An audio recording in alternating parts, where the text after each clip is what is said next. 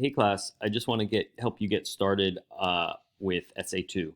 So I want to just start first off by making sure that you're going to the modules, right? So if you're on the homepage, you see I have them minimized because I'm up to week 6. You can always open the modules back up if you want to. And this is where you'll find, if I go to Essay 6, I'm sorry, week 6, 6th module, I see best draft for Essay 2 due here. And I'm sorry if that terminology is confusing. Best draft doesn't mean final draft yet. This is your best first draft. But I just don't want people to get in the habit of turning in like unfinished work, because I don't think you're going to get as good of feedback and as useful of feedback from your peers and from me if you do that. So if I go here, this is where I'm going to submit my draft of the paper, right? And within here, there is a link to the assignment. You could also go back a module and find the assignment there.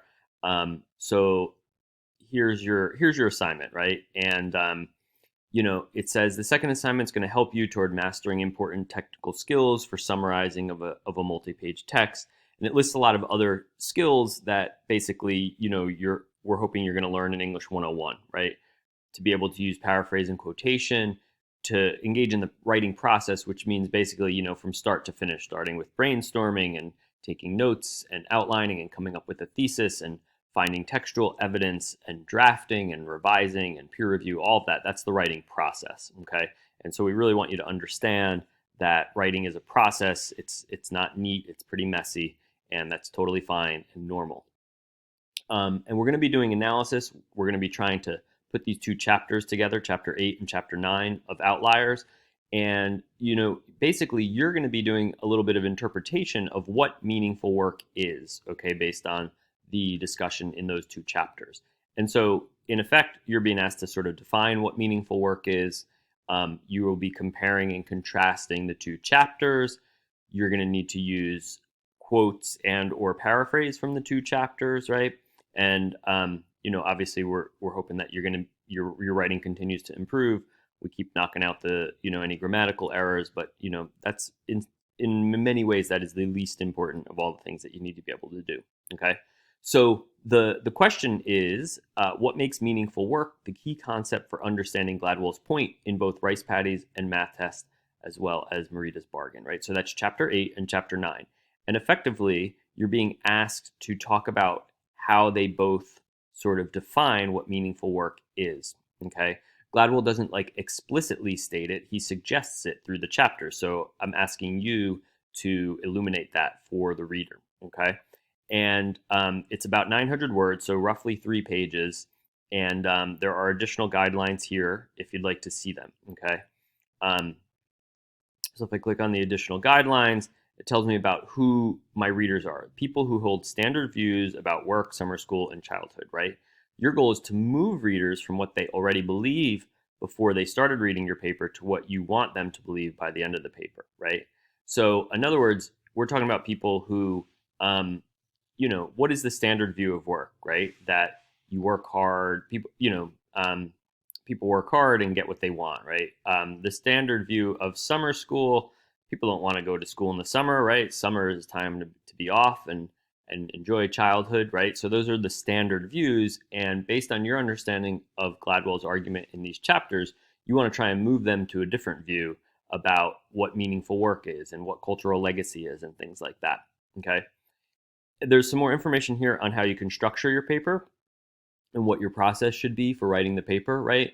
So, it says use one of the templates for introducing standard views found on page 23 to begin your paper, right? So I'm kind of telling you hey, here's an easy way to get your paper started.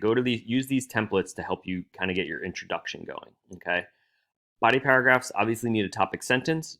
Earlier this semester, we've talked about how to structure paragraphs and where you can put the topic sentence. The key is you want to have a sentence that says here's my main point in this paragraph, and then elsewhere in the paragraph, you want to develop that point with your reasons and your evidence, right? And the evidence should come probably a lot of times from the text, right? So you're quoting, you're using the quotation sandwich, you're using templates from They Say, I Say to help you to develop those paragraphs, right? 1 or 2 of your body paragraphs should summarize the chapters by Gladwell. Depends how you want to organize it. You might try to put both of them into one paragraph. You might do a paragraph on each. Remaining paragraphs should use the I say moves, including both specific ideas or quotes from outliers, as well as your response, right? In short, you're trying to frame this discussion in the context of Gladwell's claim, right? So you're talking about Gladwell, and then you're moving into your own response. And when you move into that response, that's this place where you want to kind of use some of those voice markers where you're making it clear to the reader that you're moving from Gladwell's ideas to your own ideas. And that's talked about in chapter 5 of They Say, I Say.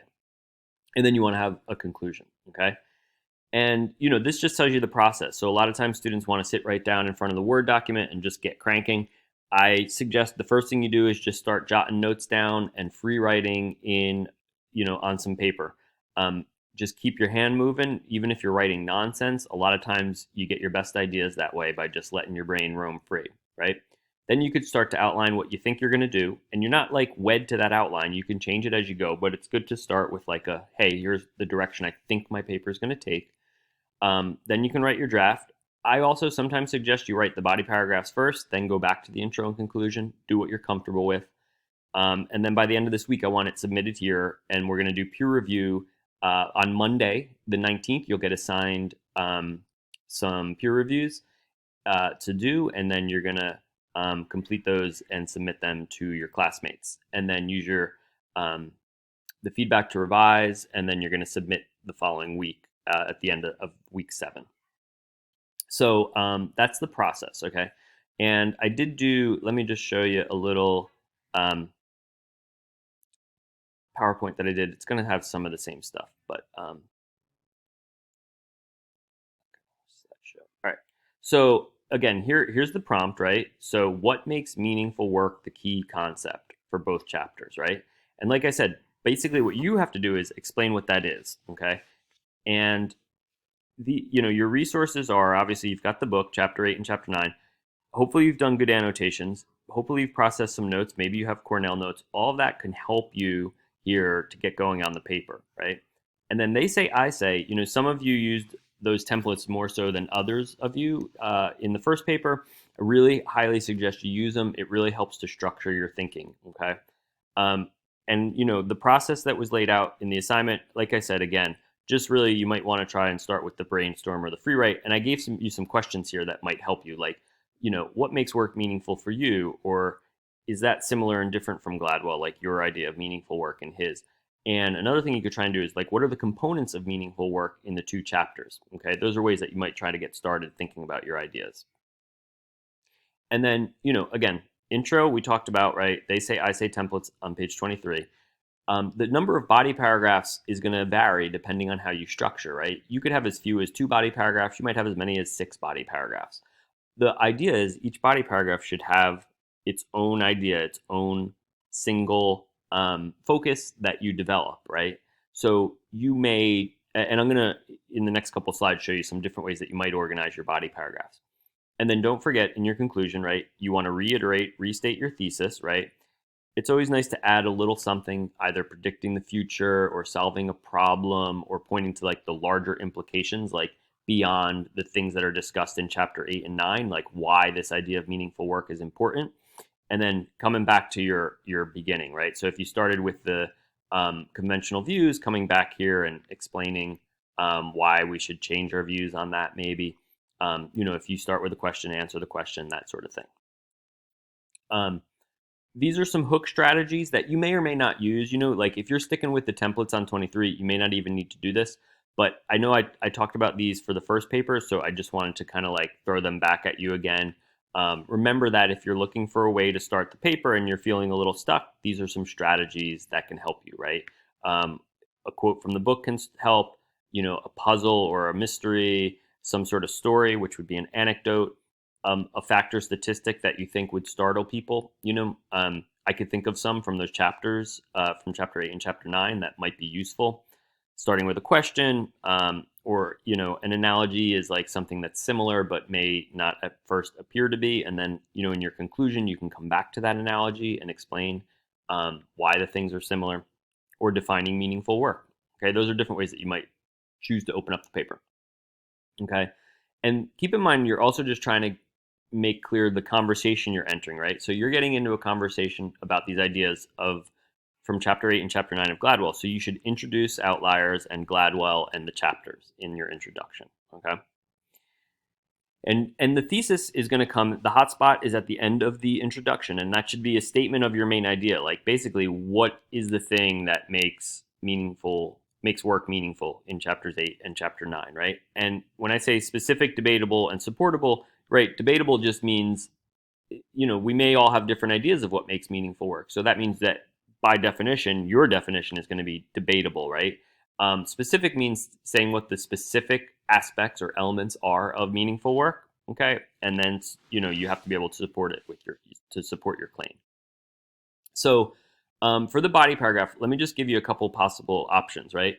One thing you may do is you may have like 3 body paragraphs, right? Like summarize chapter 8, summarize chapter 9, and then synthesize, which would be your response. Like this is how they're similar and or different in the way that they define meaningful work. Okay, so that's one possible structure. Another possible structure is, and again, it doesn't have to be 3 paragraphs. These structures are elastic. It could be 4 paragraphs or 5, but another way to do it would be to mix your they, say, and I, right? So you may come up with 3 aspects or elements of meaningful work, right, that you see touched on in the 2 chapters. So then you could do a paragraph about each one, and in each paragraph you would talk about chapter 8 and chapter 9 and how that chapter discusses that aspect of meaningful work. Okay, so that's just a different way to approach it, and there's not a right way or a wrong way. Okay, and so then in your conclusion, like I said, make sure you do those things, right? Return to your thesis, try to add a little something, come back to wherever you started. Okay, and they say, I say, right? I just want to really draw your attention to that because I do think it's very useful, and students who used it tended to write really strong first papers. So start with this just gives you an overview of what each chapter does, right? Chapter 1 talks about starting with what others are saying. So in this case, what Gladwell's saying. Chapter 2 talks about how to summarize. Chapter 3 talks about how to pull quotes. Remember, you have an index of the templates at the back of your book, okay, which can be very helpful. And then chapter 4 and chapter 5 can help you with the I say, right? So chapter 4 is going to have templates for how to frame your discussion of what you believe, right? And don't be afraid to use I, right? I is totally legit in college. And then chapter 5 talks about voice markers. So when you're toggling back and forth between Gladwell's ideas and your own ideas, you need voice markers to indicate to your reader that like you're moving from Gladwell to you or from you back to Gladwell. Okay, so chapter 5 touches on that. So I hope that's a helpful overview of the paper. And, if you have questions, get in touch.